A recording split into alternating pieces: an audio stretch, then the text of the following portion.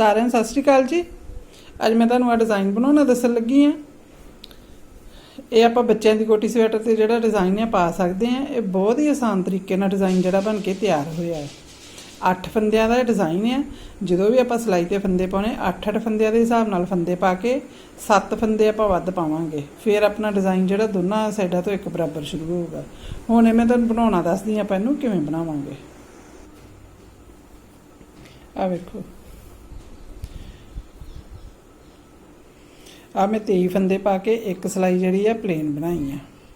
ये डिज़ाइन जो आप उल्टी सिलाई तो शुरू करना। हुण मैं सीधी सिलाई बना ली, हुण आप उल्टी सिलाई ते उल्टे पासे आप ये सिलाई पूरी सीधी सीधी बनावांगे इस तरीके।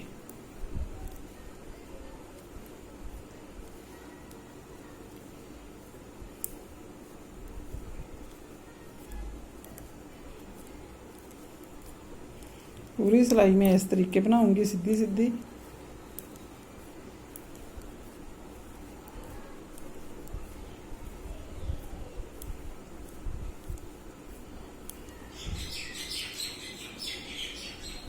ये डिज़ाइन की पहली सिलाई मेरी आ गई। हुण आप आ गए दूसरी सिलाई ते।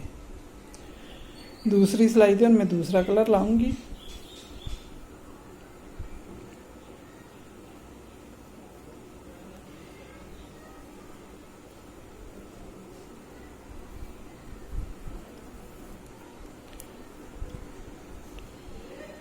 पहला फंदा आप सीधा ही उणांगे। ये पूरे डिज़ाइन च अपना सीधा जाना, यदि आप गिनती नहीं करांगे। इस फंदे तो आप डिज़ाइन शुरू करांगे। पहला फंदा आप खाली उतारिया, दूजा फंदा उणिया, तीजा खाली उतारिया, चौथा फंदा उणिया, पंजवां खाली उतारिया। आ फंदा आप विच नहीं गिनांगे। इस फंदे तो 1 2 3 4 5 फंदे हो गए। इस तो अगे 3 फंदे आप सीधे उणांगे क्रीम रंग नाल। ये अपने 8 फंदे हो गए। पहला फंदा छड्ड के अगे 1 2 3 4 5 6 7 8 यही 8 फंदियां नूं आपां बार बार रिपीट करना वा। फिर वेखो, एक फंदा ला लिया, उन लिया, ला लिया, उन लिया, ला लिया। 3 फंदे आपां सीधे उणांगे। फिर एक फंदा लावांगे, उणांगे, लावांगे, उणांगे, लावांगे। लास्ट वाला फंदा फिर आप गिनती च नहीं बनावांगे। इनू फिर आप सीधा उन लिया। हुण आप डिज़ाइन की आ गए तीसरी सिलाई ते उल्टे पासियों।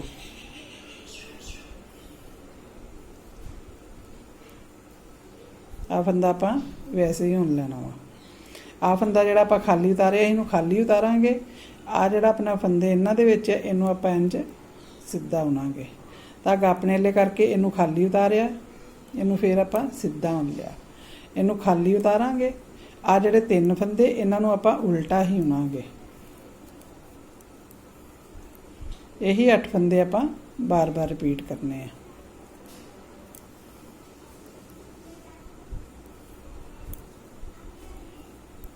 आ जिहड़े 3 फंदे आप उल्टे उणांगे।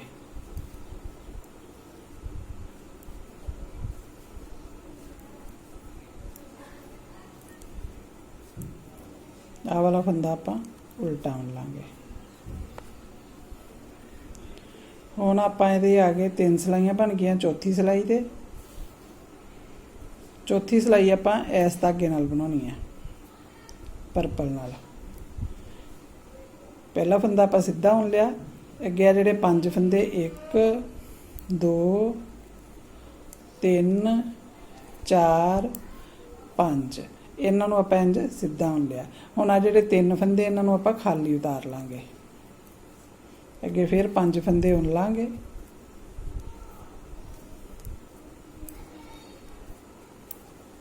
तीन फंदे आप खाली उतार लांगे।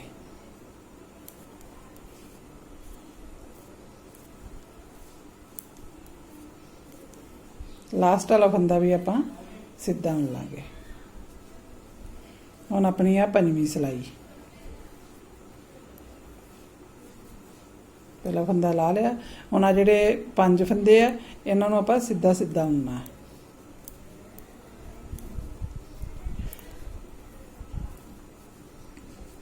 मेरे ले धागा करके अपने ले धागा करके 3 फंदे खाली उतार लांगे। इन्हां नूं फिर आपां सीधा सीधा उणांगे।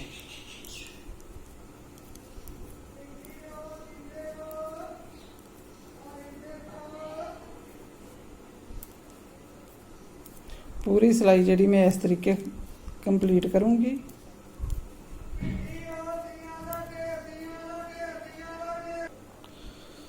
हुण आपां 6वीं सिलाई ते आ गए। 6वीं सिलाई अपनी फिर जिहड़ी आ दूसरी सिलाई आंगर आपां बनावांगे। पहला फंदा आपां उन्ना ही आ, अगे लाया उनिया लाया, इनू उनिया इनू फिर लाया। आ 3 फंदे आपां सीधे उनांगे। सेम जिवें आपां दूसरी सिलाई बनाई ही उवें ही अपनी 6वीं सिलाई बननी है।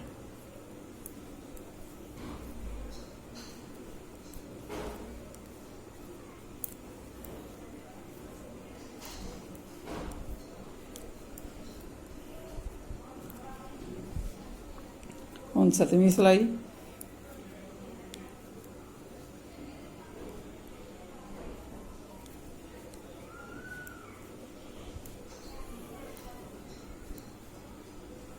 और 3 फंदे आपां उल्टे बनावांगे। इनू लाया, इनू सीधा बनाया, इनू लाया खाली, इनू सीधा बनाया। आ 3 फंदे अपने उल्टे। ये डिज़ाइन बहुत ही सौखा ते बहुत ही सोहना लगता वा बच्चों की कोटी स्वेटर ते।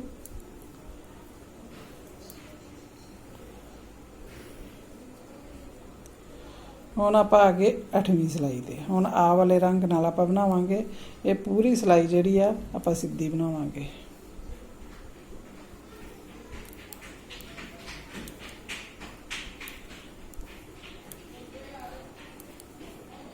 आ भी फंदे अपने जिहड़े आ इन्हां नूं भी आपां सीधे होण देना।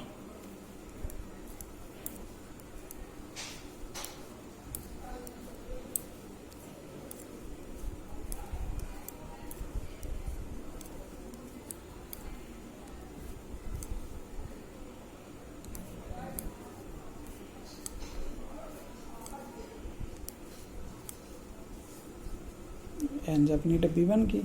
हुण उल्टे पासे आपां 9वीं सिलाई ते इधरों भी ये अपनी जिहड़ी आ पूरी सीधी सीधी बनूगी।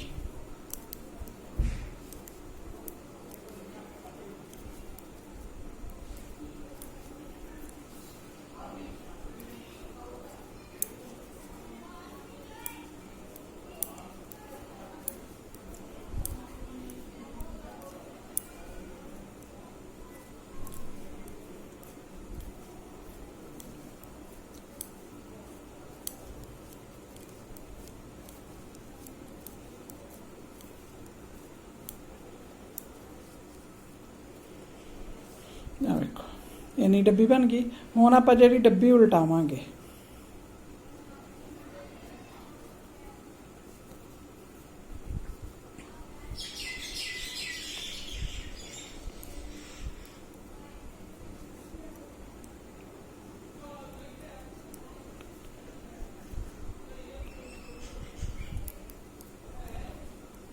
आ फंदा आपां खाली उतारांगे।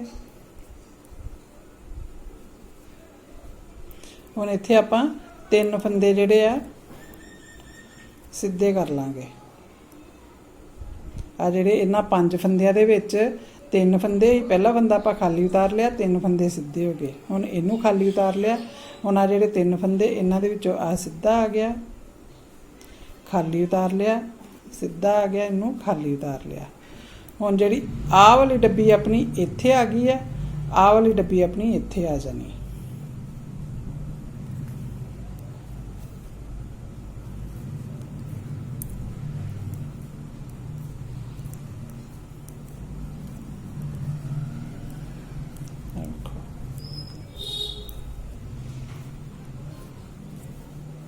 बन्नी फिर सेम उस तरीके जिमें आप आ वालियां 9 सिलाइयां बनाइया वा इदा ही आ वालियां उपर 9 सिलाइयां बननियां। आ मैं तुहानूं एक बार विखा दिंदी हां। वेखो इस डब्बी के उपर आ वाली डब्बी आ गई, इस डब्बी के उपर आ वाली डब्बी आ गई। हुण आ तुहानूं मैं शुरू करन दा तरीका दसता वा कि आपां किवें शुरू करनी है। इस तरीके ਤੇ 18 ਸਲਾਈਆਂ ਦੇ ਵਿੱਚ ਜਿਹੜਾ ਵਾ ਆਪਣਾ ਇੰਨਾ ਡਿਜ਼ਾਈਨ ਜਿਹੜਾ ਕੰਪਲੀਟ ਹੋ ਜਾਣਾ। ਇਹੀ 18 ਸਲਾਈਆਂ ਨੂੰ ਆਪਾਂ ਬਾਰ-ਬਾਰ ਰਿਪੀਟ ਕਰਦੇ ਜਾਣਾ ਤੇ ਇੱਕ ਸ਼ਾਨਦਾਰ ਡਿਜ਼ਾਈਨ ਤਿਆਰ ਕਰਦੇ ਜਾਣਾ। ਜੇ ਮੇਰਾ ਚੈਨਲ ਸਬਸਕ੍ਰਾਈਬ ਨਹੀਂ ਕੀਤਾ ਜ਼ਰੂਰ ਕਰਿਓ ਤਾਂ ਕਿ ਇਸ ਤਰ੍ਹਾਂ ਨਵੇਂ-ਨਵੇਂ ਡਿਜ਼ਾਈਨ ਤੁਹਾਨੂੰ ਸਿਖਾਉਂਦੀ ਰਵਾਂ।